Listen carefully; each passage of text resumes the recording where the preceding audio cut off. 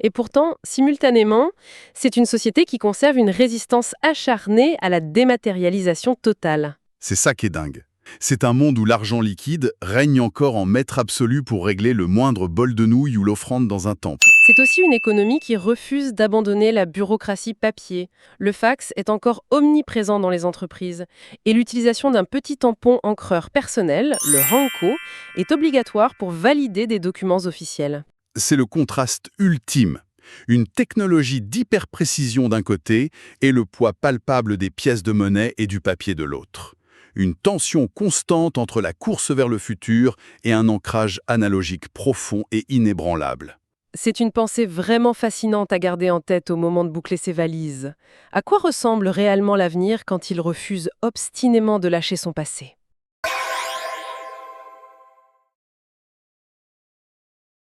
Dans une métropole japonaise, l'argent liquide brille. Même pour un bol de nouilles, les pièces dominent. Dans les temples, les offrandes en billets continuent. Les entreprises utilisent encore des fax quotidiennement. Le hanko, petit tampon encreur, reste essentiel. Une signature vaut ici moins qu'un hanko accepté. La bureaucratie papier s'impose comme tradition. Un ingénieur programme un robot en buvant un thé, monnaie en main. Dans le métro futuriste, pourtant, des affiches signalent des fax. L'économie digitale coexiste avec les timbres et tampons. À une réunion, on scanne des QR codes mais signe au hanko. Dans un café, un étudiant recharge son téléphone avec des yens. La tension entre passé et futur est palpable partout. Des touristes s'interrogent. Le futur, c'est quoi vraiment ? Le Japon montre un avenir accroché à ses racines.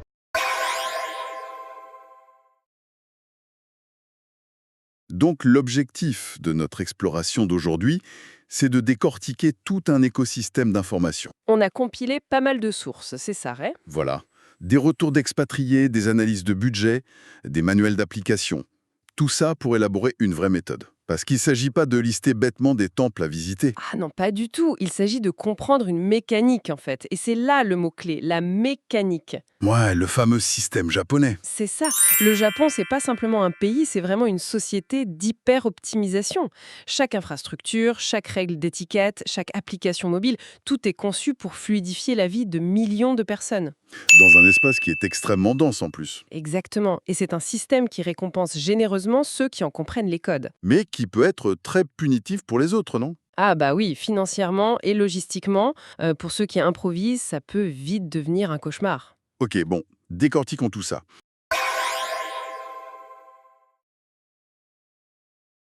Et pour le quotidien urbain, il y a la fameuse carte à puce Suica. Ou son équivalent Passmo.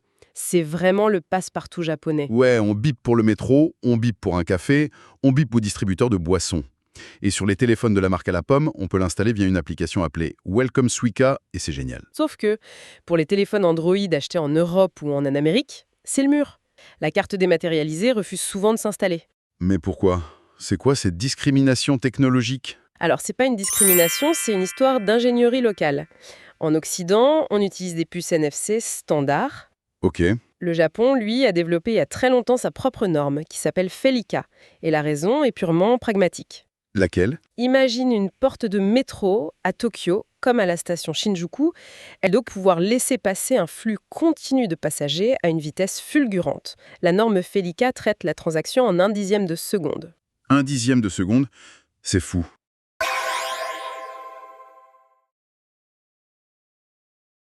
La carte Suica est un incontournable au Japon. On l'utilise pour le métro, les cafés, les distributeurs. Sur iPhone, l'app Welcome Suica facilite tout. Pour Android en Occident, la carte ne s'installe souvent pas. Ce problème vient des normes technologiques différentes. En Europe et en Amérique, les téléphones ont des puces NFC standards. Le Japon utilise une technologie appelée Felica. Felica assure des transactions ultra rapides en 1/10 de seconde. À Tokyo, les portes du métro doivent gérer un flux énorme. Cette technologie permet plus de fluidité et rapidité. Felica est une solution locale adaptée aux besoins japonais. En Occident, les normes diffèrent pour des besoins différents.